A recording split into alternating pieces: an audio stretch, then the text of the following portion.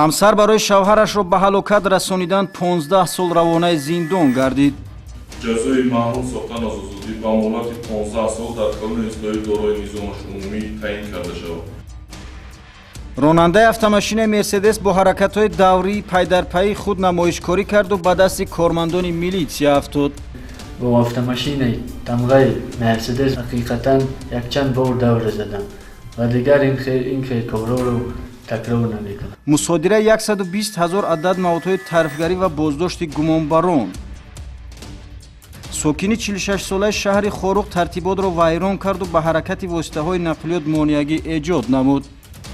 ман дар ҳолати мастӣ ба ҳаракати нақлиёт халал расондам.